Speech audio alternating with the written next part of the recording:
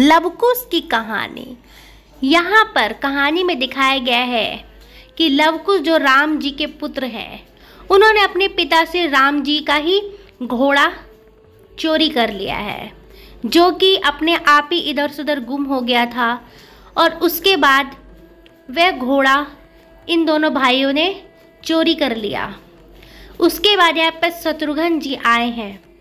वो ये कहते हैं कि जो युद्ध कर रहा वो सामने आए। तो ये दोनों भाई बोलते हैं कि हम ही युद्ध कर रहे हैं और हम ही ने घोड़ा चोरी किया है। तो ये बोलते हैं कि मैं बालकों से लड़ाई नहीं करता, पर ये नहीं बात मानते हैं और ये खुद युद्ध की चुनौती देते हैं लवकुश।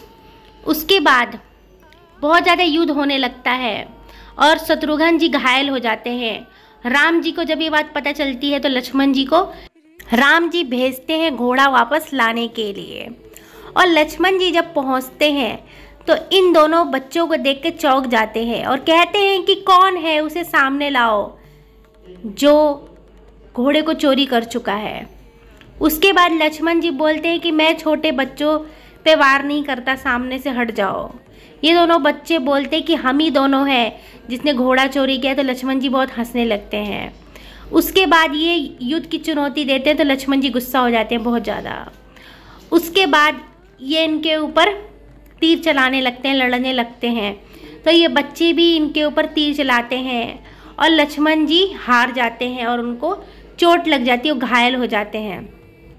उसके बाद जब ये घायल हो जाते हैं और गिर जाते हैं, यह दोनों भाई बहुत ज़्यादा खुश होते हैं लवकुश कि हम दोनों हर किसी को हरा दे रहे हैं, और दोनों गले लगकर खुशी जाहिर करते हुए नज़र आ रहे हैं।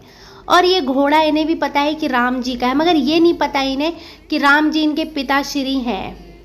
और यहाँ पर हनुमान जी आते हैं, भरत जी आते हैं, बाली आते हैं, फिर ये इनको भी मार देते हैं तीर, जिससे कि घायल हो जाते हैं।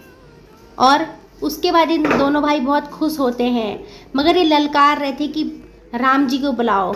लास्ट में राम जी भी आते हैं और राम जी भी बोलते हैं कि छोटे बालक मेरे साथ हट मत करो, मेरा घोड़ा मुझे वापस कर दो।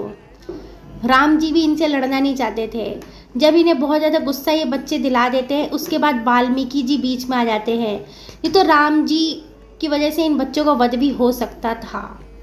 उसके बाद वाल्मीकि जी के रोकने के बाद ये बच्चे वाल्मीकि जी के साथ घर चले जाते हैं और राम जी इन्हें छोड़ देते हैं, क्योंकि घोड़ा वापस उन्हें दे दिया जाता है।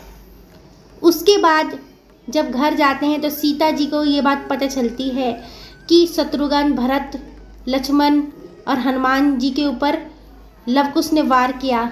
तो माता बहुत ज़्यादा रोने लगती हैं सीता जी, और कहती हैं कि तुम्हें नहीं पता कि तुमने अपने ही पिताश्री के ऊपर वार किया और अपने चाचाओं के ऊपर। और बच्चे रोने लगते हैं।